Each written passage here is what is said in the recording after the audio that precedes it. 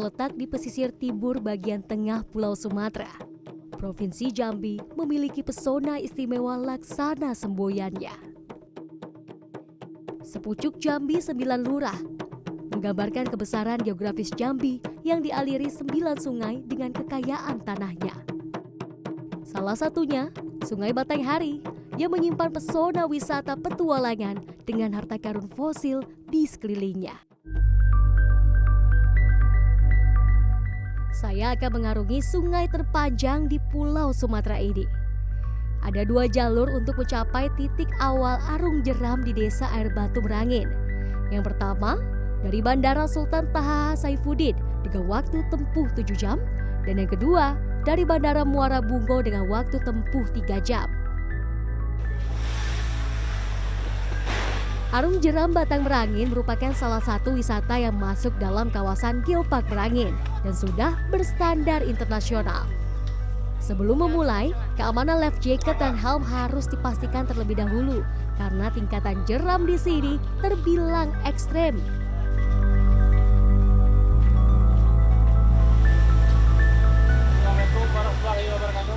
Sebelum berarung jeram, pengarahan keamanan pun dilakukan sebelum berangkat. Karena arus cukup deras, peserta disarankan tetap tenang dan tidak melawan arus jika terjatuh. Bagi yang baru pertama kali mengarungi Sungai Batanghari, ada aturan adat yang perlu diikuti, yakni mencuci muka.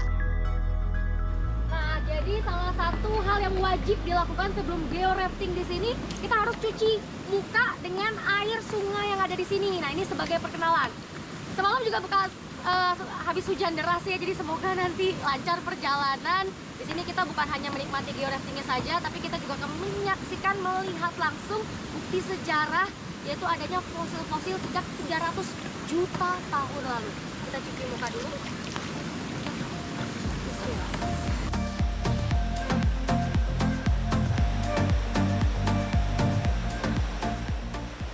Waktunya mengarungi sungai. Untuk memastikan keamanan peserta arung jeram, pemandu atau guide yang mendampingi kami sudah tersertifikasi dan merupakan atlet arung jeram. Terdapat beberapa jeram yang akan dilewati dengan level 3-5. Jeram paling ekstrim di dunia berlevel 6, artinya jeram yang saya lewati cukup sulit, tidak beraturan dan dikelilingi bebatuan besar. Saya bersiap-siap melewati jeram pertama.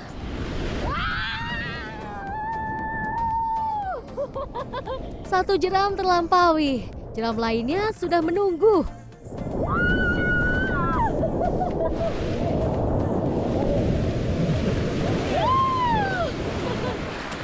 Luar biasa, ini jeramnya banyak sekali ya Pak ya? cukup menantang lah jeram. Bukan cukup menantang, ini sangat menantang. ya, sepertinya. Bebatuan besar menjadi pengiring jalan kami. Kedalaman air bervariasi, tetapi yang terdalam mencapai 45 meter. Terdapat beberapa pusaran air di dekat jeram. Kami pun memilih jalur yang cukup aman untuk dilewati.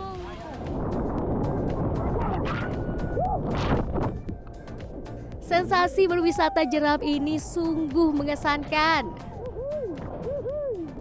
Gimana tadi teman-teman?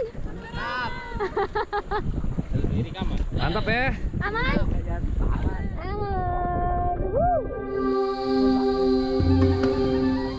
Jeram pun sudah mulai tenang.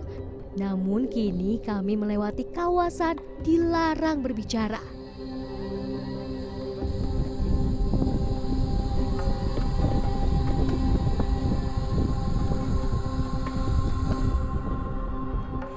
Ini kita udah lewat kawasan diam.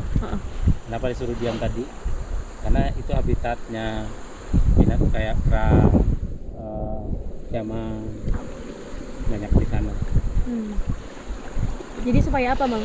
Supaya mereka datang kan besok. Ini dia. Kalau kita bersuara nanti mereka takut. Oh, supaya tidak mengganggu Ya, supaya tidak hewan-hewan yang mengganggu. ada di sana saja. Sampai 2006 masih terlihat harimau di kawasan tersebut, sehingga peserta arung jeram disarankan tidak bersuara agar tidak mengganggu.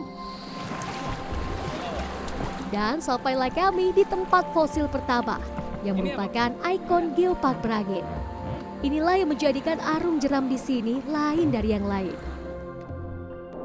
Ya bayangin kayu gitu, tapi ini sudah berbentuk fosil dan dia jadi seperti batu keras begini ya.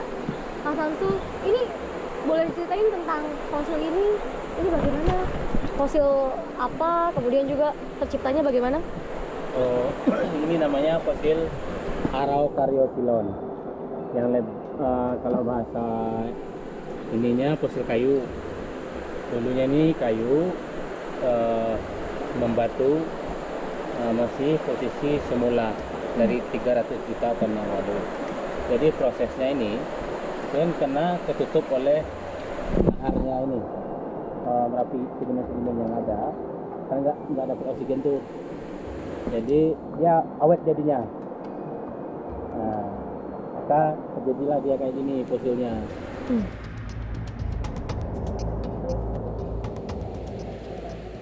Tak mengherankan kalau kawasan ini menjadi tempat pembelajaran dan penelitian. Peneliti lokal dan mancanegara datang untuk meneliti fosil dan batuan yang berasal dari letusan Gunung Merangin pada zaman dulu. Pengunjung dilarang mengambil fosil. Ada pidananya loh. Di sini tadi ngambil foto azimut, terus melakukan sampling batuan untuk dilakukan penelitian, kemudian mengukur strike dip, arah dari penerusan dan kemiringan batuan menggunakan palu gel untuk mengambil sampel. Pelajari nanti. Ya, sampel nanti akan diteliti di labor, kemudian dilihat kandungan dari batuan tersebut. Rasanya tuh seru, terus kayak histeris gitu karena merupakan sejarah dunia yang memang benar-benar nyata ada dan kita melakukan penelitian hal itu. Selanjutnya kami melihat fosil kerang dan daun.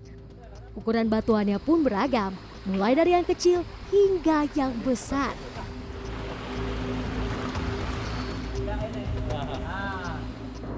Di sini kita juga lihat fosil kerang. Kerang kan di laut ya Pak, tapi ini sungai ini gimana? Itu kan ceritanya dulu ini kan laut. Jadi karena ada pertemuan lempeng, ada yang naik, ada yang turun. Jadi ini kan naik nih, jadi daratan. Jadi dulunya ini laut. Ya. Jadi itu sebuah menandakan laut kerang itu kan hidupnya di laut.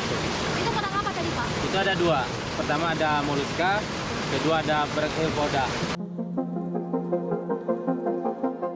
Mengarungi Sungai Batanghari sekitar 6 km pun selesai. Perjalanan diakhiri dengan pemandangan air terjun biru dan indah.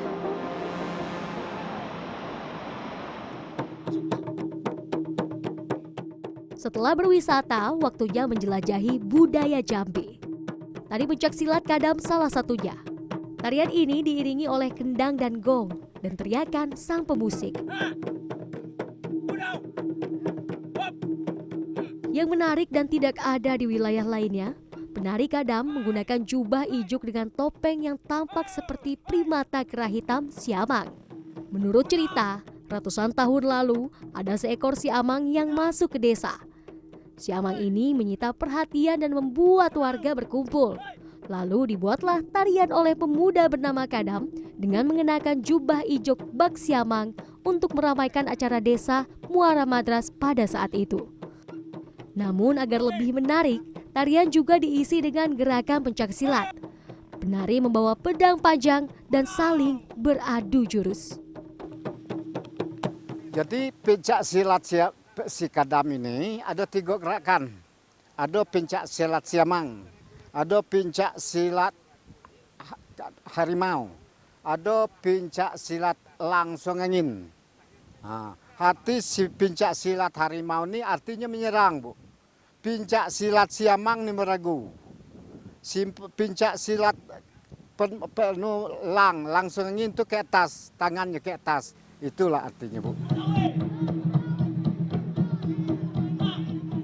Tarian Kadam masih dibawakan dalam acara-acara besar.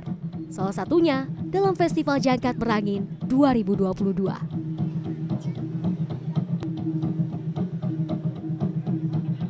Baik Bapak Ibu tamu undangan yang kami hormati.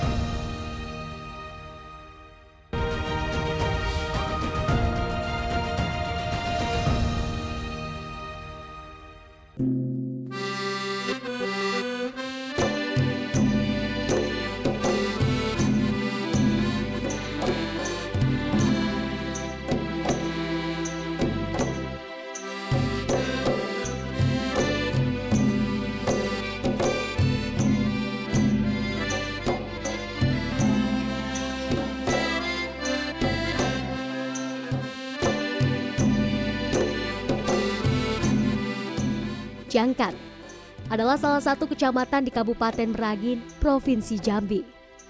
Kawasan yang terletak di dataran tinggi ini memang memiliki alam yang masih asri dan adat istiadat yang terjaga. Saya beruntung datang saat Festival Jangkat 2022 digelar dan disambut kearifan lokal Merangin.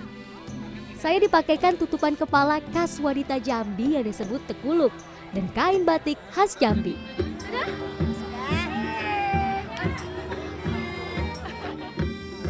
Festival Jangkat ini dihadiri oleh pejabat pemerintah Provinsi Jambi dan Kementerian Pariwisata Indonesia.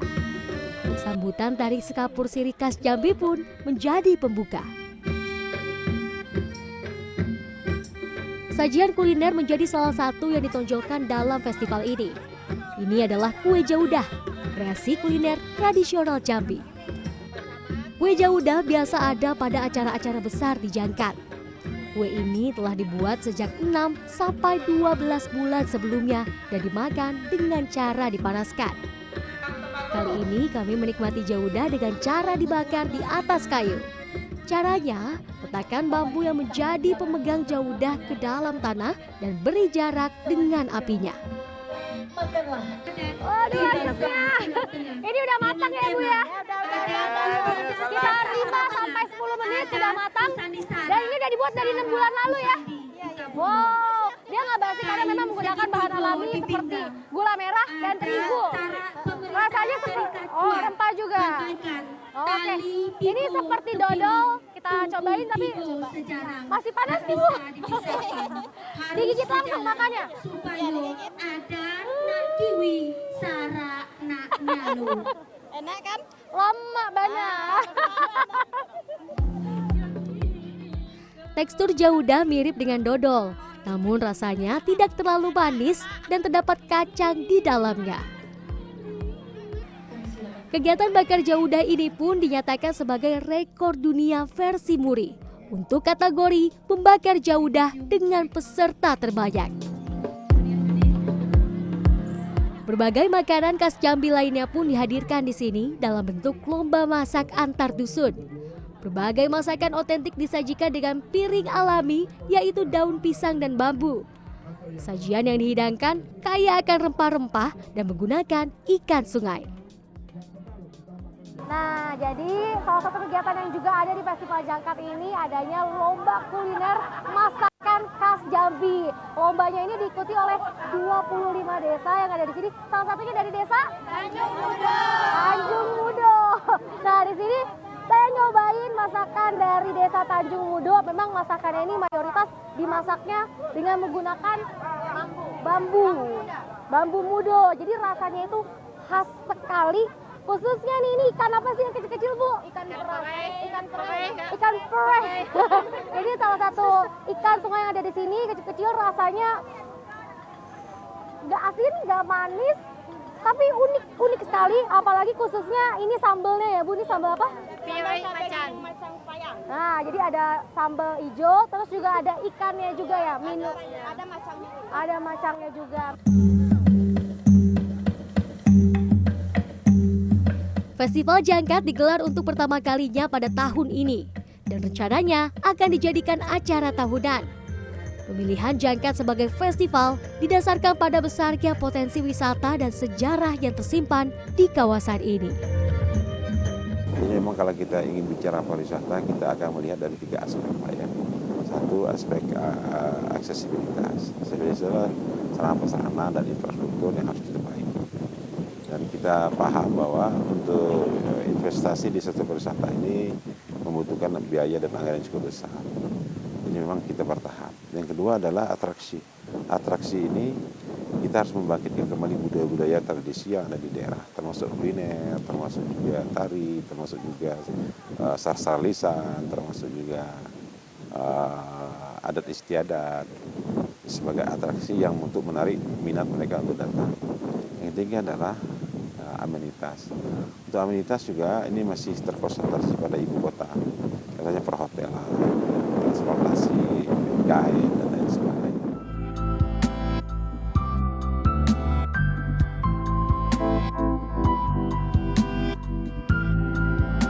Berkunjung ke Jangkat tidak lengkap rasanya kalau belum mencicipi kopi Jangkat yang sudah terkenal ini. Saya pun mendatangi salah satu perkebunan kopi di sini dan memetik biji kopi langsung dari pohonnya. Biji kopi yang dipilih adalah biji yang sudah berwarna merah. Untuk dihidangkan dalam secangkir kopi hangat, ada perjalanan panjang yang harus dilalui biji kopi.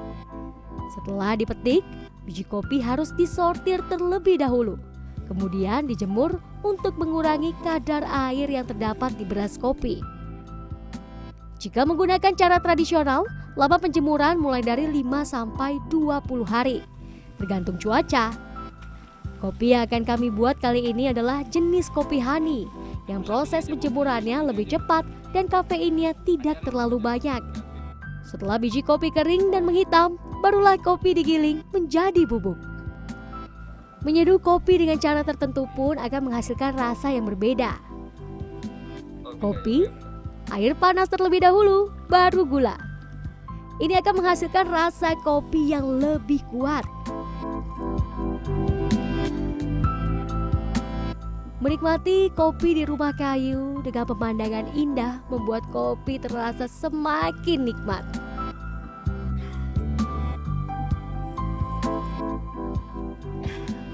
Enak banget Bu, cuaca penggunungan gini, minum kopi anget-anget, kopinya kopi Jangkat lagi. Karena memang ya ini yang berbeda di sini, Jangkat ini kan berada di ketinggian 1300 mdpl. Biasanya ditanami sama kopi Arabica, tapi di sini masyarakatnya menanamnya kopi Robusta. Jadi cita rasanya itu mirip-mirip dengan Arabica. Dan yang menariknya lagi, di sini kan banyak ditanami pohon-pohon kayu manis. Jadi cita rasa kopinya pun mendekati cita rasa kayu manis. Kayak aku ya Bu Manis ya? Iya. Iya aja. Kopi Jangkat merupakan hasil bumi yang sudah ada turun-temurun di kawasan ini. Sebagai tanah yang jejak sejarahnya sudah ada sejak abad ke-3 Masehi, Jambi memang menyimpan pesona. Tak hanya dalam secangkir kopi, tapi juga masyarakat aslinya.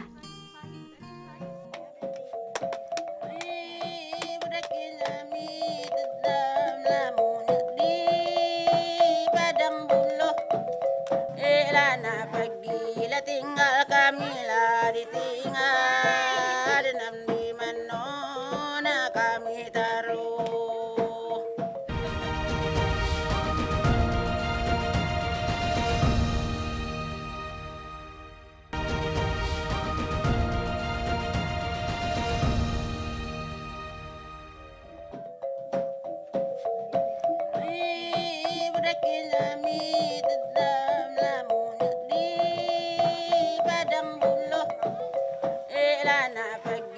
Tinggal kami lah ditinggal dan di mana kami taruh. Tinggal dan di mana kami taruh. Suku Batin merupakan salah satu suku tertua di Jambi. Suku yang tersebar di beberapa wilayah ini masih sangat kuat memegang adat. Salah satunya di kawasan Kecamatan Tabir, Kabupaten Merangin. Mereka menetap dan tinggal di perkampungan tradisional Rantau Panjang. Di dalam perkampungan terdapat salah satu rumah paling tua yang sudah berdiri sejak 1330. Kawasan ini pun dijadikan cagar budaya yang dilindungi. Jika ingin mengenal Jambi lebih dalam, inilah tempatnya.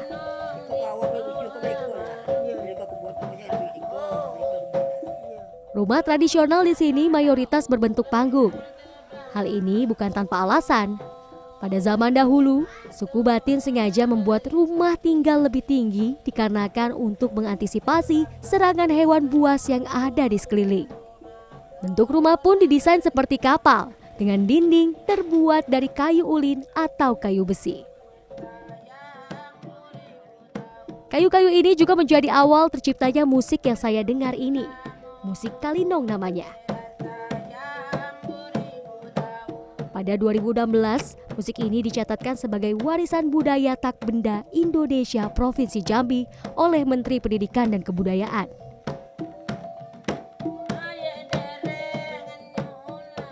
Kalau musik Kulinong ini sebenarnya awalnya itu nenek kita dulu yang menemukan ini itu hanya untuk menghibur anaknya yang rewel. Jadi anaknya terlalu rewel ya di atas pondok, di atas rumah sudah kehilangan akal untuk menghentikan tangisan ini tadi, anaknya dibawa ke bawah rumah. Kemudian ibunya ini sambil memainkan itu memukul-mukul kayu. Nah akhir-akhirnya timbul semacam suara-suara musik gitu kan. Akhir-akhirnya dicari dipukul-pukul. Itu timbul inspirasinya semacam ini bisa dijadikan musik gitu. Jadi dia sambil kalau bahasa sini menandung atau melagukan kan. Akhirnya dia sambil mukul itu sambil iramanya itu sambil diikuti dengan kata-kata gitu loh. Musik ini masih dimainkan, tetapi kini tidak lagi menggunakan kayu, melainkan dengan gong dan besi kuningan dengan notasi yang sama.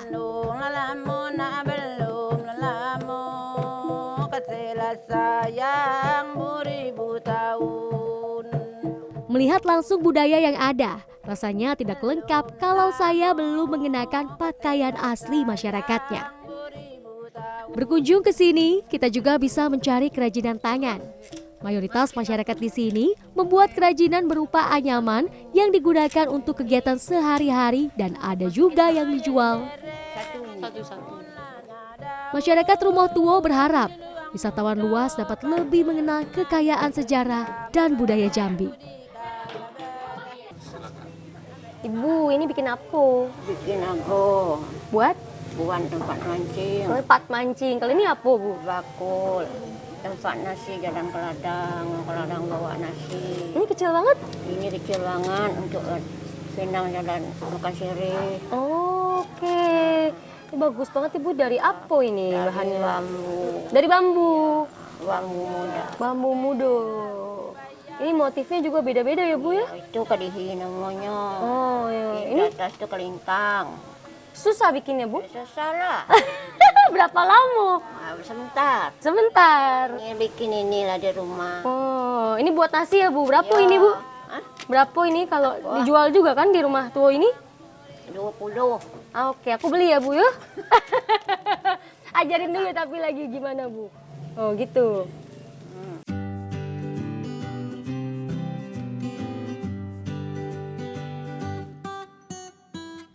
Dari Rumah Tuo, perjalanan saya berlanjut ke air terjun Sigerincing yang terletak di Lembah Masurai, masih di Kabupaten Merangin. Jalannya cukup terjal. Saya berjalan kaki sekitar 500 meter untuk sampai ke bawah. Semakin dekat, semakin terdengar suara airnya. Air terjun Sigerincing juga merupakan salah satu objek dalam wisata Geopark Merangin Jambi. Saya disambut segarnya percikan air terjun setinggi 62 meter. Keindahan dan suara airnya pun sejenak menghilangkan penat. Air di sini sangat menyegarkan. Berenang di sini terasa sungguh menyenangkan. Saya tidak berenang sendirian. Terdapat banyak ikan semah yang berada di dalam air. Namun, pengunjung tidak boleh sembarangan mengambil atau memancing ikan ini ya. Ini nih yang menarik di air terjun Sigerincing ini, jadi kita bukan hanya bisa berenang, tapi bisa juga berenang sama ikan semua yang ada di sini. Dan ini cukup sakral ya, jadi tidak bisa diambil sembarangan. Ada waktu tertentu yaitu 1 tahun. Kalau misalnya diambil sebelum waktunya, ini akan bisa kena hukum adat. Kita kasih makan ikannya. Air terjun Sigerincing biasa dipadati wisatawan pada akhir pekan. Tempat wisata ini memang masih alami. Pengunjung berharap fasilitas penunjang seperti toilet bisa dihadirkan di sini. Asik sih, seru banget ya. Bagus ya, bagus. Mungkin dikasih taman lah ya kayaknya. Terus jalannya kayak masih terjal banget, batu-batu gitu kan. Terus apa ya, kamar mandi apa-apa gitu ya. Iya kan? Nggak ganti baju kan? Air terjun Sigerincing pun menjadi penutup perjalanan saya menelusuri megahnya sepucuk Jambi 9 lurah. Perjalanan yang membuat saya memahami betapa berharganya alam dan budaya Indonesia. Inilah salah satu surga tersembunyi Indonesia, karya alam ciptaan Tuhan.